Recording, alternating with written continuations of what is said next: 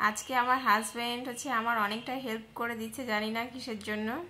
ও নিজে থেকেই বললো যে দাও আজকে আমি বিছানাটা গোছা দিই। ঠিক আছে গোছাও তাহলে। আর বিছানাটা আমি ভাবিনি যে এতটা সুন্দর করে গোছাবে। তোমরাই বলো কতটা সুন্দর করে গুছিয়েছে সব দিকে চারোদিকে। তো আমার খুব ভালো লাগলো দেখে যে যে মানুষটা করে না অত যখন করলো তো এত সুন্দর গুছিয়েছে।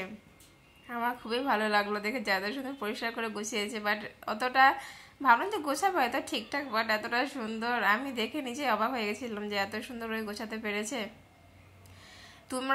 তোমরা নিজেরাই দেখো যে আমি কোনোটাতে হাত লাগাইনি, বাট কোলবালিগুলো রাখাতেও দেখো কত সুন্দর করে সাজিয়ে রেখে দিয়েছে।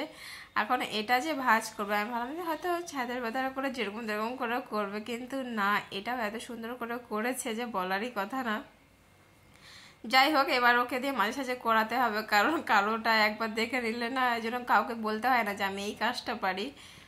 কারণ তাকে দিয়ে পড়াশোনা করানো হবে। যাই হোক, বিছানা বিছানা গোছালো। আজকে আবার ওই চা বানিয়ে দিচ্ছে অ্যান্ড পাউরুটিটাও ছেঁকে দিচ্ছে। আমার মানে কি বলবো, আমি ভিডিও করে দিচ্ছি ওই জন্য যে তুমি করো, তাহলে করবাই যখন। আর আমার এমনি বাসি কাজ হয়ে গেছে, ওই বাটার লাগিয়ে এটাকে দিল, ওই চাটা সব বানালো। আমার খুব আনন্দ আর কি। তো যাই হোক, আমার হাজব্যান্ড তো বেরিয়ে পড়লো, তারপরে আমি এখানে পূজা করতে চলে গেলাম, কারণ আজকে আমার মা আর বুনু হচ্ছে আসবে। বুনুকে রাখতে যাবে মা গঙ্গারামপুরে মামার বাড়ি, তো ওখানে রাখতে যাবে বুনুকে, সেই জন্য মা আর বুনু আসছে। তো আমি এখানে সকাল সকাল পুজো টুজো করে নিলাম, আর আমার বুনু এখানে চলে এসেছিল, আমার বোনই ভিডিওটা এখানে করে দিচ্ছে। তারপরে আমার মা এসে সকাল সকাল যেহেতু এসছে তো চাটা কিছু খেয়ে আসেনি, সেই জন্য মা এখানে চা বানিয়ে নিল খাওয়ার জন্য। তো মা চাটা খাওয়া দাওয়া করলো। করার পর তো আমি তো এখন যাবো সেন্টারে, কারণ আমাকে তো সেন্টারে যেতে হবে। তো মা যেহেতু থাকবে না, 12টার দিকে ট্রেন আছে, 12:15 তো ওই ট্রেনেই যাবে। তো মাকে আমি চাবি দিয়ে গেছিলাম, তালা মেরে মা চলে গেছিলো। আর মাকে আমি এখানে হচ্ছে নেল পালিশ পরিয়ে দিচ্ছি, কারণ মা বললো যে একটা নেল পালিশ পরে দে, বাট আমি না সব কিছু, আচ্ছা এটা তোমাদেরকে পরে বলবো, কিছু দেখতে পাচ্ছিলে না হয়তো, ঘরে আমার সব ফাঁকা ফাঁকা ছিল, তো ওটা আমি পরে বলছি কেন বা কিসের জন্য। তো আমি এখানে সেন্টারে গেছিলাম, সেন্টারে যাই আমি হচ্ছে দুটো ব্লাউজ বানিয়েছি, এটা নিয়ে 3 নাম্বার ব্লাউজ বানাচ্ছি আমি। তো এখানে যে মেয়েটা পিছনে দেখলে ওই ব্লাউজটা বানিয়েছে। তো ওই আমার থেকে মিনিমাম 4-5 দিন আগে ধরেছে, যেহেতু এই ডিজাইনটা আলাদা করেছে, আর আমি জাস্ট ভি গলা পেছনে একটু ডিপ পিট নিয়েছি।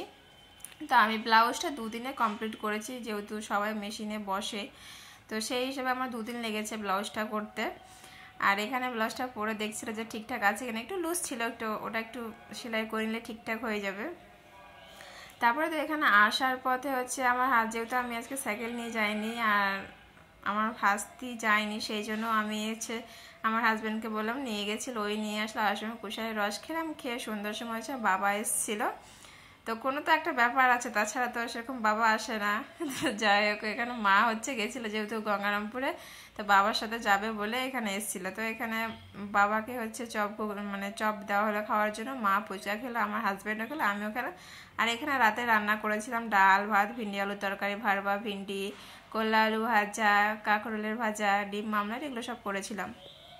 তো করলো বাবা মা, খাওয়া দাওয়া করলো, খাওয়া দাওয়া করে গেল। তারপরে আমরা বাইরে বেরোলাম হচ্ছে আইসক্রিম খাওয়ার জন্য।